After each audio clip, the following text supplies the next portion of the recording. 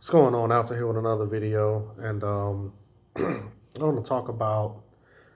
Excuse me, it ain't the COVID, so just allergies. But anyway, I wanted to talk about something that is going on in Portland, Oregon, um, and I don't know if you guys have heard this story where they are out burning Bibles, in protest of whatever.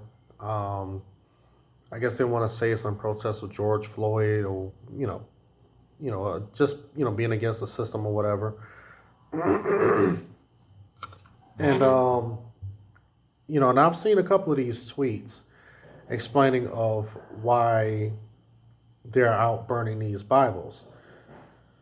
And a few of these tweets, they say things such as, the Bible was created to enslave black people, and it's a part of the patriarchy, and this country was built on Christian Judeo values, and anything that has to do with the building of this nation, it has to be destroyed, right? Because right now we see where a lot of people, their viewpoint is to want to tear down the nation and to rebuild it with God knows whatever else. Um, I guess to try to make it the modern day Sodom and Gomorrah, um, which it seems like that's the way it's heading. But anyway, these protesters are out here, burning Bibles and things of that nature. And I want people to focus on that. I want us to focus on that as Christians, as believers. Everyone else is going to focus at the stuff that's on the surface. Me, I always try to look behind, the curtain. You know, I'm like the guy. I'm like the, I'm like one of the people pulling the curtain from the Wizard and the Wizard of Oz. Uh, yeah, I want to see what's behind that curtain. I want to look deeper into what's going on, and stuff like this. Even when I heard this news, I didn't get all upset. I wasn't surprised because the Bible it tells us, it tells us that there's going to come a day where there's not going to be, where people are not going to, have sound teaching, where people are going to reject sound teaching, actually. Um, and we're seeing it. We're seeing it, and it's just not the world, but it's also the church. There are going to be people leaving the church, falling off into these different myths, all these different ideologies, claiming to still be Christian, claiming to still believe what we believe. And the Bible just warns us of this. It says that people are going to start doing this in the last days. And it has nothing to do with slavery and all of that, because let's go ahead and break it down for a minute.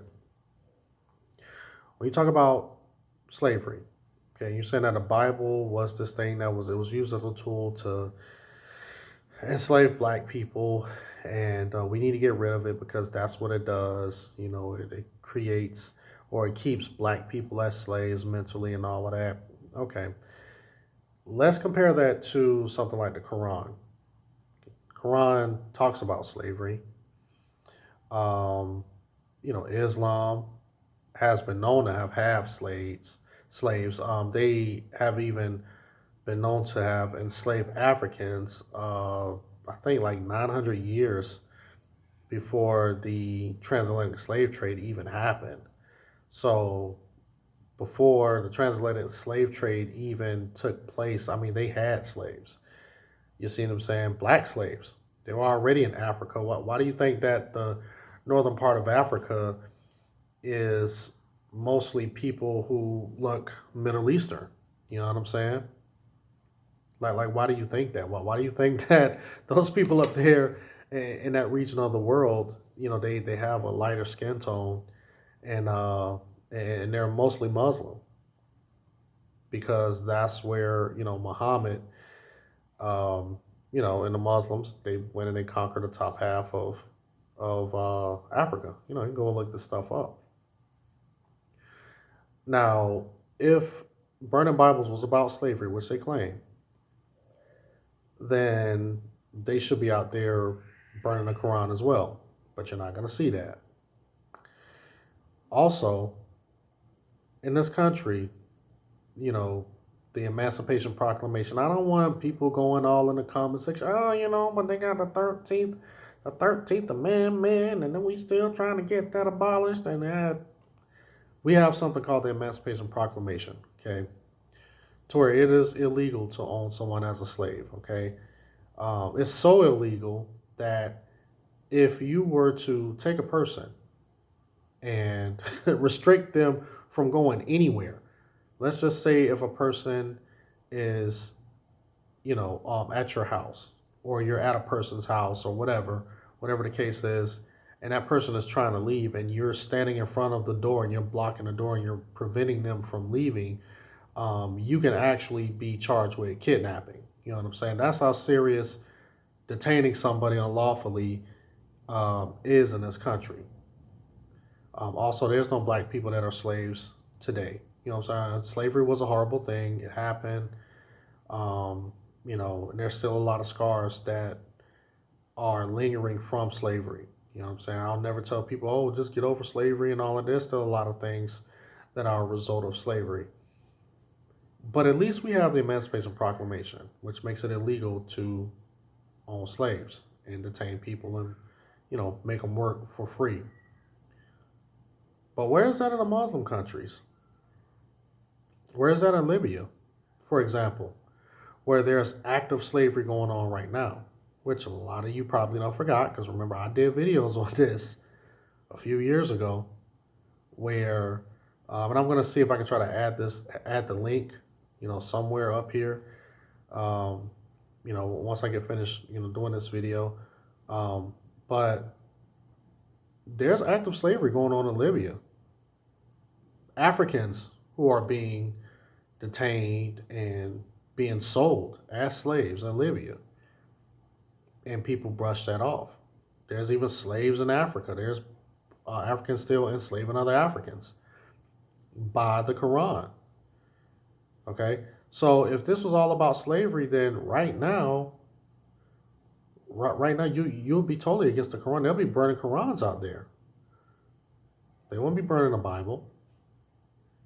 And I think it's Exodus 20:4, if I'm not mistaken, where right there in the law, where the Bible says that, anyone who steals a man and sells him, and anyone found in possession of that man shall be put to death. And I'll explain this in a couple of videos where the Bible clearly says if you take a person and you enslave that person, forcefully enslave that person, just like the transatlantic slave trade, and like what the Quran says, or what the Muslims have done,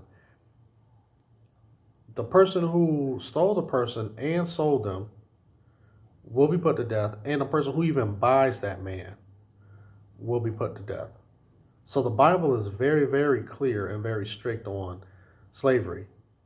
But we already know that when it comes to logic, truth, and rationality, the Bible says in the last days that, it won't even matter, because men hate God, period. And you can sit back and you can take all of these people who's out here burning Bibles, protesting, and you can take them and force them into a space and make them watch a lecture about the Bible and what it says about slavery and all that. And these people, they're not going to get it. They'll turn around and do the same old thing, because they're not fighting against Christians. They're not fighting against Christianity. They're not, fighting against this patriarchal system and, America. They want to fight against God. Anything to do with God, they want to destroy it. Despite that other ideologies and other religions have way worse practices than the Bible. You know what I'm saying? It's just, it's just mind blowing. But at the same time, you really have to understand what times we're living in right now. And I knew that this time, and just like I said in my last video when I was talking about Sean King, right? Sean King was talking about, oh, we need to, get rid of these white images of Jesus and all of this stuff here. I said, watch, it ain't going to stop there. I told you that they were going to be targeting the Bible. They're going to be targeting churches next. It ain't gonna stop with Jesus. And you can already say, well, I made that video maybe a month ago. And already a month later, here we are talking about what I said a month ago. I said it has nothing to do with white Jesus. It has to do with God. You see what I'm saying? And I'm not even going to say that it has anything to do with Christianity. It has to do with God. Because we represent God and we are made in the image of God. Some people hate that. And they're going to do everything in their power to destroy the image of God, which is us, But like I always say, man, times like this, I rejoice. I really do, because I know that Christ is going to return soon. And I know that the persecution is only going to get worse.